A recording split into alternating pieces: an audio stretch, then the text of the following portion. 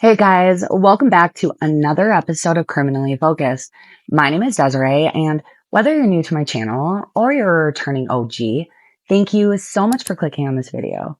I truly appreciate your support, and I'm happy that you found me. Today, I'm coming to you with an update on the story that's unfolding in Wisconsin regarding Sade Robinson. I did make a video last week regarding everything that we knew at the time. However, a lot has happened since then.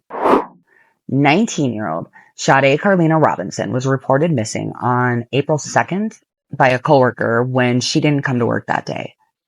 Sadly, her car was actually found on fire in an alley in Milwaukee.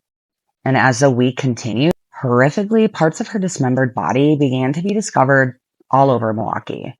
Many Milwaukee residents started to wonder if there was a possible serial killer hiding in their neighborhoods. These discoveries were being found in public areas like neighborhood parks and along Lake Michigan. Sade's blanket was also found at one of the scenes. And although I know we are all hoping and praying that these discoveries had nothing to do with Sade, unfortunately, we now know that they did.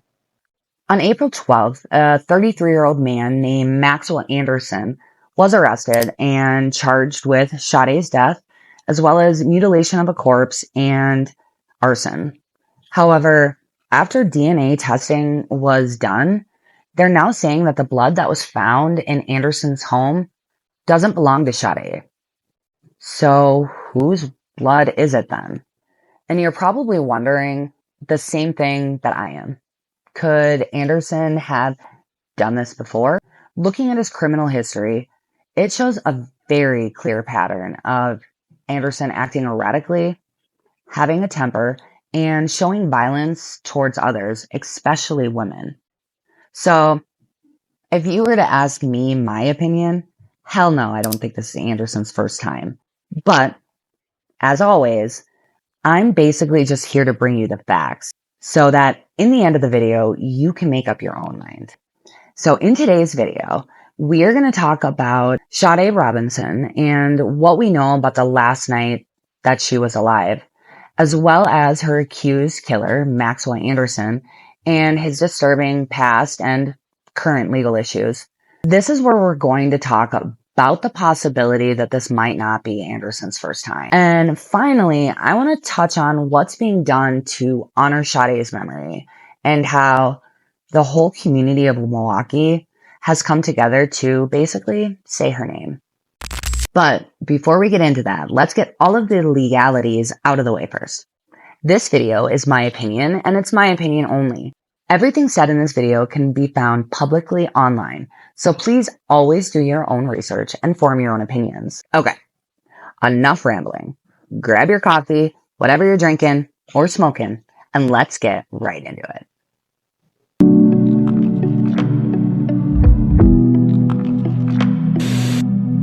New today, 33-year-old Maxwell Anderson goes from a person of interest to the man charged with the death of 19-year-old Sade Robinson.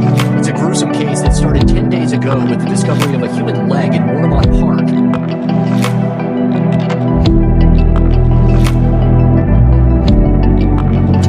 In the interest of Maxwell Stephen Anderson. A big admission today by prosecutors handling the homicide of Sade Robinson. A new court document shows blood found in the suspect's home does not match with the victim.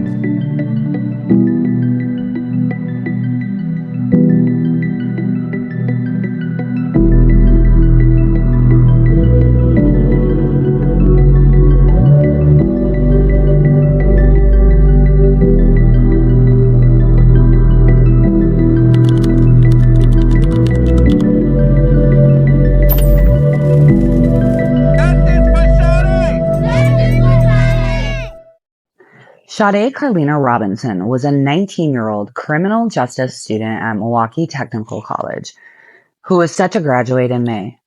Despite being a student, she actually had 2 jobs, a social life, and a close relationship with her family. At work, she was adored by her coworkers and customers. According to family, she spoke to them daily and was connected to them using the Life 360 app. Her family said that after graduation, Sade was actually thinking about joining the U.S. Air Force. I guess she had family members that used to be in the U.S. Air Force, and she had a lot of respect for them. Sade also loved to travel and had recently gotten a passport. And since she worked hard, family said that she was actually able to put enough money aside to self-fund recent trips to Jamaica and Atlanta. And side note, I think that's absolutely amazing, and I've got mad respect for her. Saving money is not easy. And from what I've read online, it sounds like she purchased her own car, paid her own rent, and still had enough money to set aside to travel. Sade was the definition of a class act. Clearly, she was responsible and reliable and had her shit together. So on April 2nd, when she failed to turn up for work, it caused concern. And this is when her coworkers called in a wellness check, and basically the horror all started.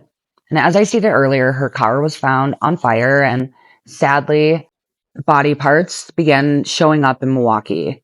So if we fast forward a week to the arrest of Maxwell Anderson and the release of his arrest affidavit, the pieces have started kind of to come together a little bit more. According to investigators who gathered this information from witness testimony, surveillance cameras, and phone records, this is how the night actually went down.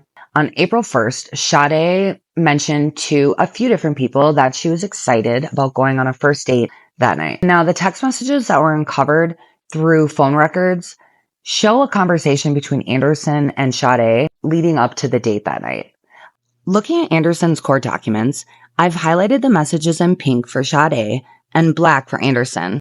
I thought those colors were fitting for their personalities. Now, you can pause the video if you want to read each message, but basically the two are just solidifying their plans for the night. Sade starts it out by asking Anderson what time they want to meet and where.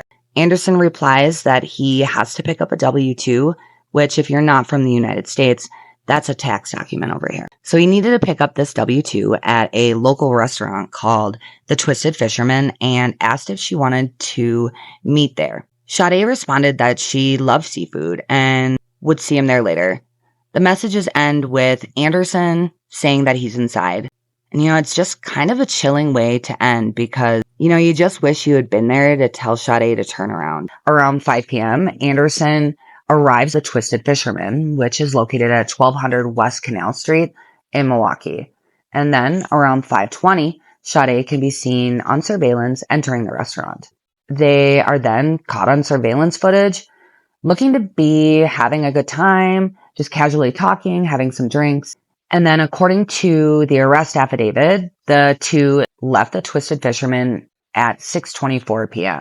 And then they drove in Sade's 2020 Honda Civic to a bar called Duke's on Water, which is located at 158 East Junai Avenue, or about 5-6 minutes away. They arrived around 6:33, and then poll camera surveillance discovered by the detective show them casually entering the restaurant and hanging out, having some drinks, and then leaving around 9:04. Sade's phone records then show them traveling back to Anderson's home at 3161 South 39th Street. And then around 12:45 a.m., surveillance camera can see Anderson driving away in Sade's 2022 Honda Civic. Here's the new video. Prosecutors say that's Sade Robinson's car. The home security video shows the car heading south down the alley that leads away from Maxwell Anderson's garage. The video is timestamped at 12:47 a.m. in the early morning hours of April 2nd, roughly 3 hours after Anderson and Robinson arrived at his home. In the video, the car turns west. From there, investigators say Anderson went to Warnemont Park and locations in Milwaukee to dispose of her body parts. According to cell phone data and more surveillance video, they believe Anderson killed Robinson sometime between arriving at his house and leaving Warnemont Park. News stations are dubbing this the first date murder. However, something about throwing a catchy name on such a dark tragedy has always felt kind of inappropriate to me. However, since it's appearing all over headlines, I figured I'd bring it up. If we roll with that title, who is this demonic first date douchebag that is to blame for the brutal murder of such an innocent, beautiful young lady? Well, Investigators are pointing at 33-year-old Maxwell Anderson, and according to his previous criminal history, he's quite the monster and, in my opinion, quite the douchebag. Maxwell Anderson grew up in Milwaukee, Wisconsin, and was apparently a high school football star. But from what I could read online, it looks like he attended two different high schools, Catholic Memorial High School, where he apparently played football, and then Pewaukee High School, which is where he graduated. He comes from an incredibly wealthy family, as his dad is the owner of Anderson's Insurance, located in the Milwaukee suburbs. Maxwell's work history actually includes working for his dad at that insurance company, as well as being a bartender throughout Milwaukee. So now let's go over Maxwell Anderson's criminal history. And I know I keep using the word disturbing, but that's really the only way that I can describe that icky feeling that I get every time I look at his face. According to public records, in 2014, Anderson apparently claimed to live in Boulder, Colorado, and was arrested and charged with domestic abuse and disorderly conduct. And then again in 2015, he was arrested and charged with disorderly conduct, domestic abuse, criminal damage to property, and intimidating a witness. I'm not really sure which case is from what time, but from what I've read online, in one incident, Anderson destroyed property at a relative's house after they returned home from work. The relative found that Anderson was acting strangely and sweating profusely. Eventually, Anderson started screaming and throwing things, breaking the relative's phone, and then eventually locking them in a room while he called his daddy. When the cops arrived, I guess Anderson stole his relative's car, and when he returned, he actually crashed it into the patio of the home. Considering the charges, I am thinking this was the one from 2015 since there was damage to property. But on the other incident, Anderson got into a fight with a relative, again, breaking multiple of their ribs, and then ended up going to the hospital with a broken collarbone. It's not just fighting with relatives. In 2019, Anderson was charged with battery after beating a man on a Milwaukee street when he interfered with Anderson arguing with a female. And then in 2022, Anderson was charged with operating a vehicle with a suspended license, as well as operating a vehicle under the influence of alcohol for his second offense. On April 4th, Anderson was detained by police after they initiated a traffic stop. In his car, a hoodie was found that matched the hoodie of the suspect that was reported seen by a witness setting Sade's car on fire. After being detained by investigators, they executed a search warrant on his home. Well inside the home, investigators found blood located on bedding in a bedroom and then also on walls leading to the basement. They also found several gasoline containers. According to public records, Anderson purchased his home in 2020. According to Zillow, it looks like this property might be a duplex, as there's a few different addresses listed, and it looks like this home might have separate entrances. The arrest affidavit actually says there was a sex dungeon that was found in the basement. According to an article that I read on the New York Post, a police source told the Post that sex slings, restraints, and handcuffs were actually found in the basement of his home. On April 22nd, Anderson appeared in the Milwaukee County Courthouse and pled not guilty. He also waived his preliminary hearing, which basically was him saying that prosecutors have enough evidence to bring this to trial. One interesting thing that came from this court appearance was that prosecutors actually said that the blood found in Anderson's home doesn't match Robinson's DNA.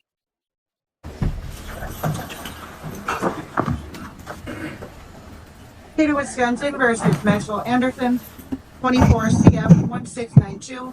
Count 1, first degree intentional homicide. Count 2, mutilating a corpse. Count 3, arson of property other than building. This case is assigned to Judge Kai's branch 45. Ian Van Skershan for the state. Good afternoon, Your Honor. Attorney Anthony Cotton with Maxwell Anderson. He's here in person. Good afternoon. Commissioner, to start, I filed an amended criminal complaint. The purpose of that amended criminal complaint was to essentially include a footnote regarding the blood recovered in the residence, and it just indicates that the preliminary DNA analysis supports the conclusion that there is no support for inclusion of Robinson's DNA in the blood or swabs that have been tested, and in some of those, her DNA has been excluded. Any objections to probable cause? Not at this time. I'm showing you a document that's called Preliminary Hearing, Questionnaire, and Waiver. Is that your signature near the bottom of this page? Yes, Your Honor. Did you read this document, or did your attorney read it to you, or both? Both, Your Honor. And did you understand it? Yes, Your Honor. Did you understand that if you had a hearing, the state would have to produce witnesses and perhaps other evidence to show that you probably committed a felony? Yes, Your Honor. Did you also understand that by waiving that hearing, you are conceding that the state can establish probable cause and you will be ordered to stand trial? Yes, Your Honor. Anyone make any threats to get you to give up your hearing? No, Your Honor. Anyone make any promises to get you to give up your hearing? No, Your Honor. The blood that was found on a comforter in Anderson's room, as well as in the stairwell, didn't belong to Sade, so whose blood is it? While I was looking online, I came across this Reddit post that had this interesting article regarding suspicious car fires that were reported in Milwaukee area in the same alley in the past 4 years.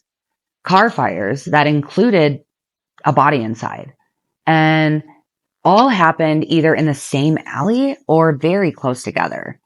So hearing this news opened up a whole new can of worms, and I'm not saying that any of these stories are related. However, I just wanted to bring them to your attention.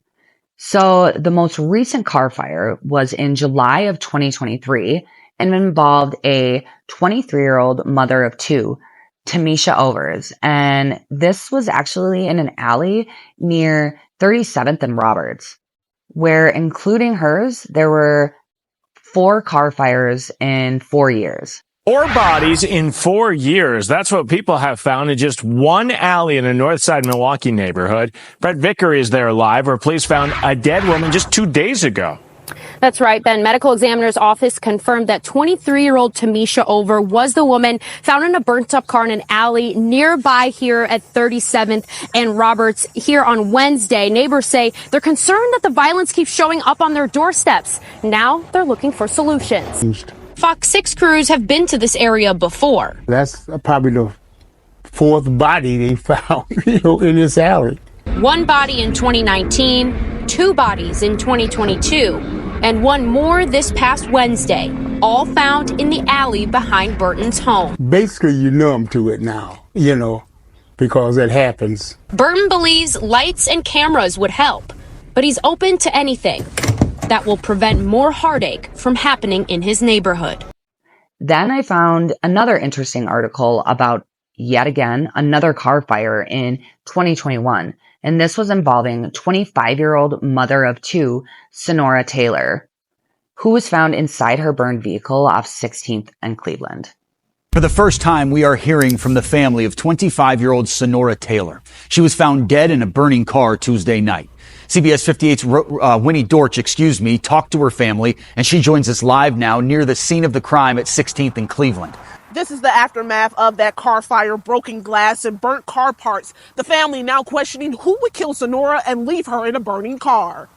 She didn't deserve this, and she's a great person, great girl, good mother. I miss my daughter very much. She's my eldest child, my only daughter. Shanice Taylor is shattered, torn, and confused. Her 25-year-old daughter, Sonora Taylor, now dead. Tuesday night, a little after 8 p.m., the Milwaukee Fire Department responding to a suspicious car fire near 16th and Cleveland. After crews put out the fire, they found a body on the passenger side of the car. It is still unclear the cause of the fire and the events leading up to the incident. The family says the details are not adding up and they're trying to make sense of it. Both cases were ruled a homicide by the Milwaukee police. And then you have a case that people are talking about online regarding supposedly another employee from the same restaurant that Sade worked who was reported missing. And that's 15-year-old Janiyah Walker, who was reported missing in 2022. So I'm curious to know if the Milwaukee police are looking into these cases. I haven't done a ton of research into each case separately. However, if you would like a separate video, just let me know in the comment section below because I'd be happy to, make another video. I just find them incredibly coincidental, and I don't really believe in coincidences. Let's talk about what things people have been doing to honor Sade's memory. So a pink out was held at Anderson's home on April 15th, where friends, family members, and members of the community actually came together to completely decorate Maxwell Anderson's house. So they put pink all over. I just think this is a beautiful way to basically give Anderson the middle finger. We've seen support for Sade Robinson pouring in all over the Milwaukee area for the past 3 weeks. Much of that support showing itself through the color pink, which is Sade's favorite color. Even over the past 2 hours, I've seen at least a dozen people here at Warnemont Park come to pay their respects and leave pink ribbons. And it's not just here at Warnemont. This is some video now from earlier this week. Pink chalk and tokens outside Maxwell Anderson's home, the man charged with her murder. And now today, people who live in Cudahy and across the Milwaukee area are back at Warnemont to pack the park with pink. This park is where the first of Sade's body parts were recovered nearly 2 weeks ago, and additional remains have been discovered since. Right now, the community is trying to turn that tragedy that happened into awareness. If the awareness can prevent this from happening to someone in the future, from having someone's family go through the anguish of not knowing where their relatives' remains are, we have to all band together and continue to do whatever we can to bring the awareness and to be there to support when needed. And then on April 19th, a vigil was held in Kilbourne Park in Milwaukee, where people gathered to share memories and stories of Sade. After the vigil at 10 p.m. on April 19th, Milwaukee's downtown Hohen Bridge lit up in pink to honor Sade. So beautiful. The outpouring of support continues this weekend for Sade Robinson, the 19-year-old woman investigators say was brutally murdered on April 1st. A new tribute Friday night, the Hohen Bridge turning pink in honor of Robinson. Last night, family and friends met under the iconic Milwaukee Bridge, lit in the 19-year-old's favorite color. Just hours before that, a vigil was held in Kilbourne Reservoir Park, which is close to Robinson's home. The bright, loving young woman murdered just 1 month before she was supposed to graduate college. Oh, and I almost forgot. Anderson's father did actually receive heat online, a bunch of it, after he returned to Maxwell's home and removed belongings from inside. However, police have since come out and said that this was after the investigation and after the house was cleared for return. His father did, however, release a statement. On behalf of myself and my family, I would like to express our deepest sympathy and heartfelt condolences to the family and loved ones of Sade Robinson. We are shocked and devastated by her senseless death. And then they asked the media and the public to please give him some privacy. Sade's mother appeared on Nancy Grace, and I will link that video below. However, one thing she did ask for was for privacy at this time, and that people pronounce her daughter's name correctly.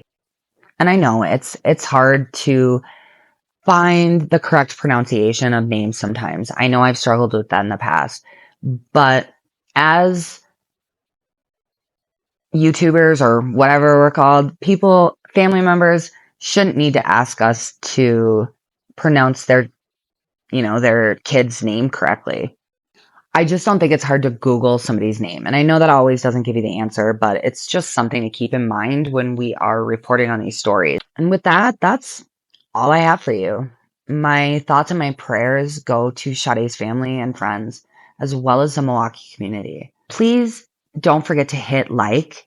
And if you like this video or you like hearing me talk, please hit that subscribe button. It's a free way to help your girl out, and it's incredibly appreciated. So until next time, guys, stay safe and stay focused. Bye.